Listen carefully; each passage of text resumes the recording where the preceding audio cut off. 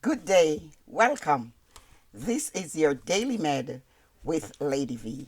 Today we look at Job chapter 42, verse 1 through 6, and verse 10.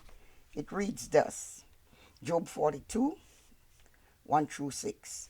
Then Job answered the Lord, I know you can do everything. You make plans, and nothing can change or stop them.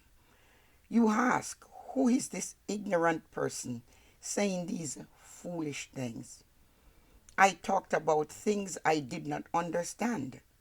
I talk about things too amazing for me to know. You said to me, listen, I will ask. I will ask you questions and you will answer me. In the past, I heard about you, but now I have seen you with my own eyes, and I am ashamed myself. I am so sorry. As I sit in the dust and ashes, I promise to change my heart and my life. Verse 10. Job prayed for his friends, and the Lord made Job successful again. The Lord gave him twice as much as he had before. Here is Job as we come to the end of the book of Job, and we are at chapter 42. And we can conclude from the book of Job a couple things or some things that God really wants us to know. We are sure of two facts that just happened in the first 6 verses in verse 42 of Job and verse 10. First of all, Job's suffering was not a direct result of his personal sins. God testified to that he was a perfect and a upright man in Job chapter 1 and verse 8. Also, God said that the reasoning of Job's three friends were not right. It was not of him. They had said God was punishing him because of his sins. And Job 42 and verse 8 says this wasn't so. So, secondly, we see that although Job was not suffering because of his sins, yet we see through his trials that it reveals some pride, some self justification, some animosity in his heart.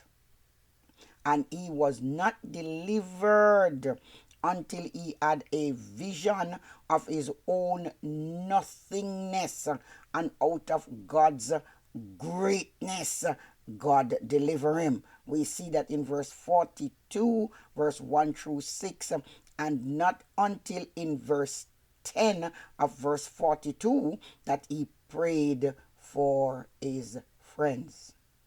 When we are suffering, we have to see ourselves as nothing. Come to the end of the road. Somebody would say we reach rock bottom.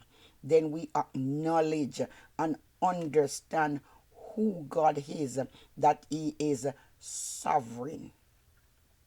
And he says when he prayed for his friend, God turned the captivity of Job.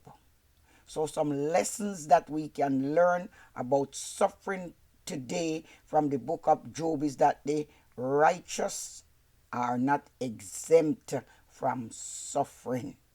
Many times this become a problem because we are truly trying to serve God right.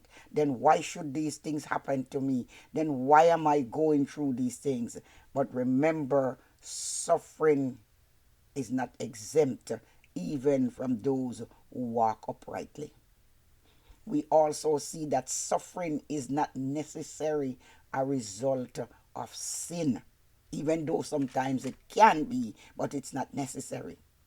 And we see also that God has set a protective edge, even when the righteous is suffering around the righteous. We see God does not really send the sickness nor the suffering. It comes by way of Satan, and we can see that in Luke 13:16 or 2 Corinthians 12 and verse 7. Satan has some control in the realm, and many times he will use people who avail themselves to do wickedness to be used of him. He will also use things in nature and have natural disasters like weather. We see that when Paul was about to sail, how the sea becomes boisterous. We see in Job's case the great wind and what happened. Sickness, the boils that was upon Job. Sometimes even untimely death. So many times the enemy play a great part in this, which is Satan himself. So Satan can bring about some of these things on the believer, but only at the permission of God. God would have to allow it. What God permits, he often is said to do. People say, God did this to me, God did that to me. But shall we indeed accept good from God, and shall we not accept adversity? We should view things as coming from God. Even when the enemy does it, God permits it, then he has a purpose for it. The Lord gives, the Bible says, and the Lord takes away. And he does not always explain the reason for our suffering. But we see from the scripture that sufferings develop endurance. And endurance will allow us to persevere and to have hope that if we suffer with him, we will also reign with him. Let us, when we go to comfort others, that we do not do like Job's friends, because when they went, they became judgmental. We should not be judgmental in people's suffering. When we visit, we should also make our visit brief. Job's friends stayed a long time, saying they came to comfort, but they were causing him more pain and agony than they were actually comforting him, because they were accusing him. As human beings, our reasoning sometimes are not very helpful. And we see that with his friends. Only God can really and truly bring comfort. And he says at the end of the day, that comfort that he gives us, we will be able to comfort others when they are having the same kind of experiences. At the end of the book of Job, we see that the Lord is very compassionate and merciful. James 5 and 11. We also learn that sometimes at least wrongs are made right in this life.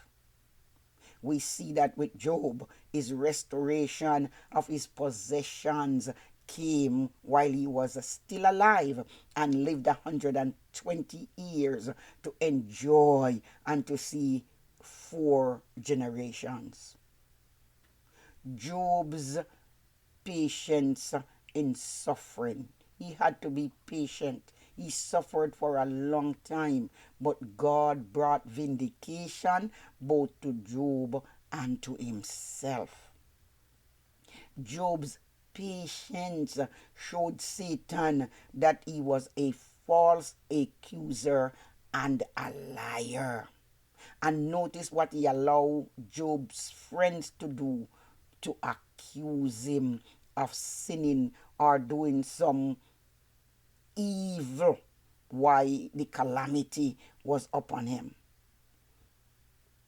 A man is greater than the things that happens or even surrounds him.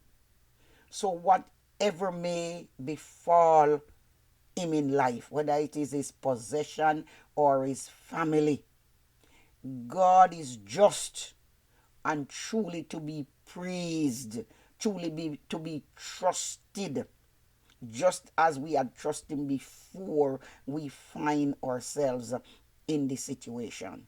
Remember, the scripture says he's always with us. He will not abandon us. He doesn't change. He is the same yesterday, today, and forever.